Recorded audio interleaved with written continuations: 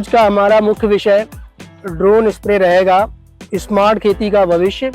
तो drone spray आजकल किसान भाई भी अपने फार्म पे बहुत उपयोग कर रहे हैं और इससे हमारे किसान भाइयों को बहुत लाभ भी मिल रहा है कि जो कन्वेंशनल मशीन्स हैं स्प्रे करने की, तो उसकी तुलना में ये काफ़ी समय की भी बचत करता है और श्रम की भी, और पानी का जो एप्लीकेशन रेट है वो भी काफ़ी कम लगता है। तो ये काफ़ी भविष्य में एक अच्छी टेक्नोलॉजी हो सकती है हमारे जो इंसेक्टिसाइड है, पेस्टिसाइड है और हर्बिसाइड है, इसके एप्लीकेशन के लिए।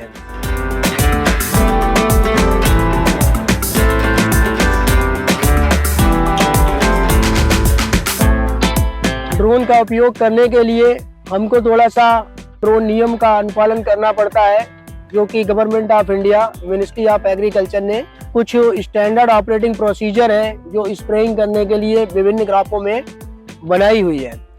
और पंजाब एग्रीकल्चर यूनिवर्सिटी ने भी अपना जो ड्रोन टेक्नोलॉजी स्प्रेयर को रिकमेंड कर दिया है पिछले साल।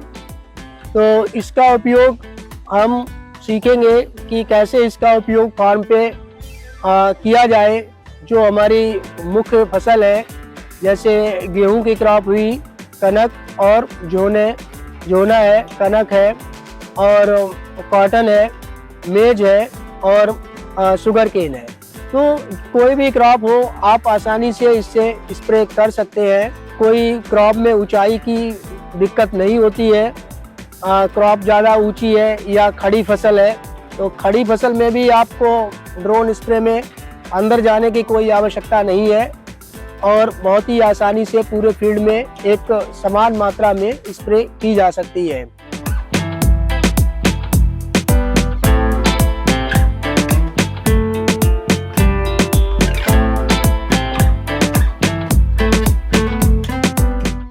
तो सबसे पहले मैं इसके बारे में कि इसमें जो हमारा केमिकल है उसका एप्लीकेशन रेट क्या होना चाहिए।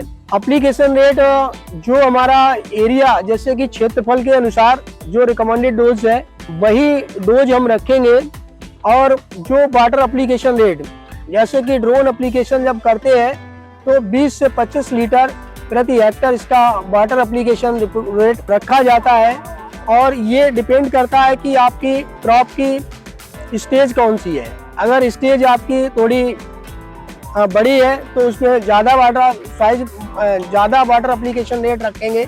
अगर आपकी स्टेज जैसे अर्ली स्टेज पे करना है तो कम वाटर एप्लीकेशन, तो 20 से 25 लीटर वाटर एप्लीकेशन रेट यहाँ पे रखेंगे। और 20 से 25 लीटर में ही आप जितना भी, चाहे हर्बिसाइड है या कोई इंसेक्टिसाइड है या कोई फंजीसाइड है, तो उसका जो रिकमेंडेड डोज है पर हेक्टर हम 20 से 25 लीटर पानी में मिक्स कर लेंगे। और मिक्स करने के बाद हम स्प्रे, अपना जो सोल्यूशन है वो अपने स्प्रे टैंक में भर देंगे। अभी जो टैंक है हमारा ड्रोन स्प्रे का, ये 10 लीटर क्षमता का है, तो 10 लीटर ये वाटर लेके एक बार में उड़ सकता है। तो अभी ये भर लिया है और गूगल मैप की तरह इसका एक एप्लीकेशन होता है, उसको हम खोलते हैं, अपना फील्ड सेलेक्ट करते हैं। फील्ड सेलेक्ट करने के पश्चात उसमें हम लोग मैप बना लेते हैं और मैप बनाने के बाद हम उसको जैसे फ्लाइंग स्पीड, फ्लाइंग हाइट और लाइन से लाइन की दूरी कितनी हमको रखनी है एक लाइन से दूसरे लाइन के बीच में, तो उसको सेलेक्ट करके फिक्स करके फिर उस प्रोग्राम को, जो हमारा मैप बनता है, उसको हम अपलोड कर देते हैं ड्रोन में। और ड्रोन में अपलोड हो जाने के बाद हम ये चेक करते हैं कि ये प्लान हमारा रिसीव हो गया कि नहीं। और रिसीव हो जाने के बाद उसमें हम सैटेलाइट देख सकते हैं और जो ड्रोन नियम है उसके तहत कि हमारा जो फील्ड है वो ग्रीन जोन में होना चाहिए, कोई रेड जोन में तो नहीं है। तो ग्रीन जोन चेक कर लेंगे। और हवा की स्पीड, कि विंड की स्पीड हमारी ज़्यादा नहीं होनी चाहिए, जो कि 3 मीटर पर सेकंड है स्प्रे के लिए रिकमेंडेड। इसके बाद हम अपने नोजल्स को चेक कर लेते हैं कि प्रॉपर हमारे नोजल्स में स्प्रे आ रहा है, नहीं आ रहा है, कोई नोजल ब्लॉक तो नहीं है। इसके बाद हम इसको ड्रोन का सेफ्टी स्विच ऑन करके हम फ्लाई कर सकते हैं।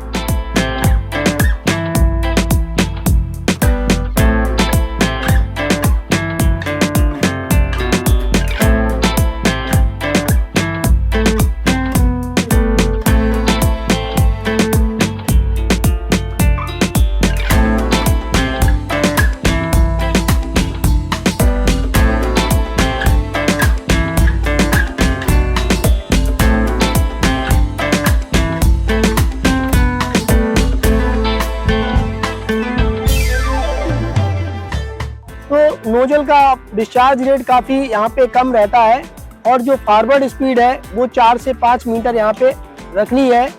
और जो स्प्रे की क्रॉप की हाइट से कितनी ऊंचाई पे ये ड्रोन उड़ना चाहिए, तो ये क्रॉप्स की हाइट से ड्रोन की जो ऊंचाई आपको 2 से 3 मीटर रखनी है।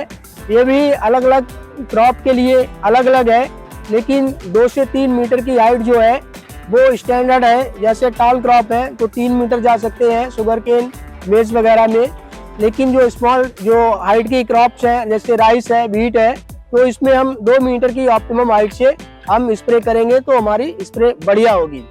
और फॉरवर्ड स्पीड जो है ड्रोन की 4 से 5 मीटर पर सेकेंड ही रखें, क्योंकि ज़्यादा स्पीड रखेंगे तो हमारे जो ड्रॉप्स हैं वो बराबर मात्रा में नहीं आ पाएंगे और जितने हमको रिक्वायर्ड है तो ऑप्टिमम कंट्रोल या कम ज़्यादा मिल सकता है। तो इसलिए 4 मीटर और 5 मीटर के बीच में ही रखें, इससे ज़्यादा स्पीड ना रखें। और क्रॉप की जो ड्रोन की लाइन की स्पेसिंग है, एक लाइन से दूसरे लाइन की स्पेसिंग हम, जैसे इसमें जो हमारी 4 नोजल्स लगी हुई है ये करीब 2 मीटर वाइड है, 180 सेंटीमीटर पे है, और तो ये करीब 3 मीटर वाइड एक बहुत ही यूनिफॉर्म कवरेज करता है। तो ये लाइन से लाइन की स्पीड अगर स्पेसिंग हम 3 मीटर रखें तो हमारा स्प्रे बहुत ही अच्छा होगा।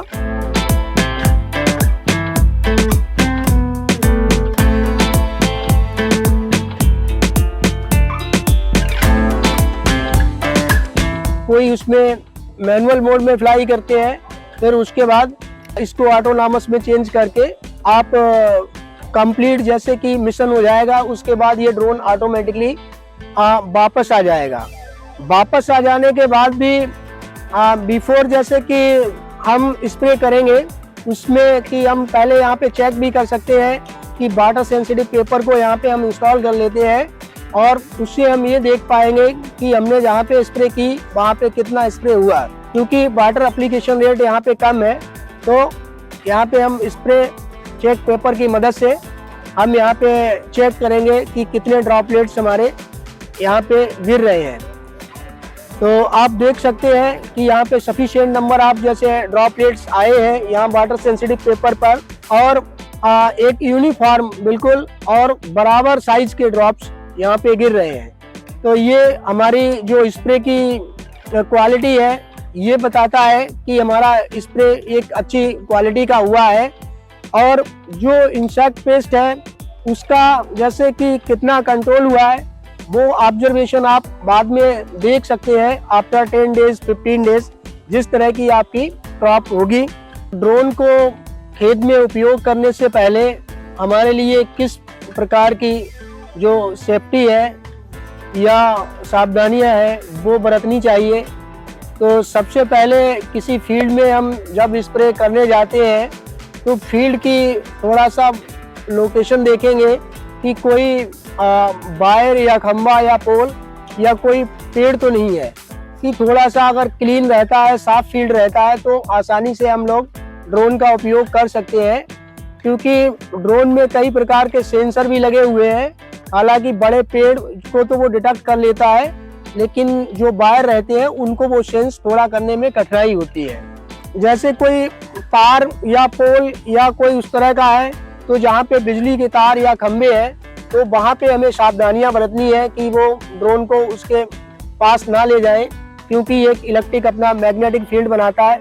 तो वहाँ पे हमारे कनेक्शन जो हमारा हो रहा है टेलीमेट्री के थ्रू वो भी डिस्टर्ब हो सकता है, तो उससे दूर रखें, उचित दूरी बनाए रखें।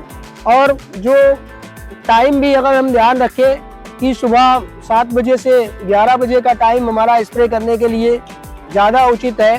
तो अगर हम अर्ली मॉर्निंग स्प्रे करें और लेट शाम को, जैसे कि 3 बजे से लगा के 6 बजे के बीच में, गर्मी के दिनों में 7 बजे तक भी कर सकते हैं, जो कि टेम्परेचर एक ठीक रेंज में रहता है, तो हमारा स्प्रे अच्छा होता है। ड्रोन को उड़ाने के लिए ड्रोन पायलट सर्टिफिकेट की आवश्यकता पड़ती है, जो कि DGCA authorize remote pilot training organisations हमारे कंट्री में कई जगह पे लोकेटेड है, स्थित है। तो वहाँ से आप ड्रोन पायलट का ट्रेनिंग कोर्स कर सकते हैं और इसको उड़ाने के लिए आप सर्टिफिकेट प्राप्त कर सकते हैं। और जिस साइज का ड्रोन है उसके भार के अनुसार आपको सर्टिफिकेट लेना होता है। और फाइनली जैसे कि स्प्रे हो जाने के बाद हम जैसे मशीन का रखरखाव, साफ सफाई भी इसका ध्यान रखना है कि साफ सफाई उचित हो, कि हमने कोई भी केमिकल किया तो हम उसके बाद स्प्रे का यूज़ करने के बाद हम इसमें एक साफ पानी दोबारा फिल करेंगे और वो साफ पानी स्प्रे को दोबारा ऑन करके हम नोजल्स को भी साफ कर लेंगे, डिस्चार्ज कर देंगे एक तरीके से कहीं पे भी सेफ जगह, और जिससे कि नेक्स्ट टाइम अगर हम स्प्रे करते हैं तो उसका प्रभाव दूसरी फसल पे ना पड़े।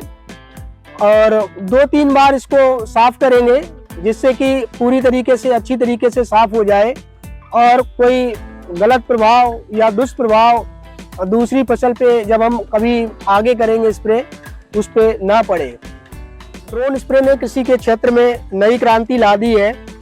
ये किसानों को उसकी फसल की सुरक्षा के लिए एक प्रभावी और आधुनिक विकल्प प्रदान कर रहा है। सही ढंग से ड्रोन का उपयोग करके हम किसान भाई अपनी फसल सुरक्षा को बढ़ा सकते हैं और इस तकनीकी का अधिक से अधिक लाभ उठा सकते हैं।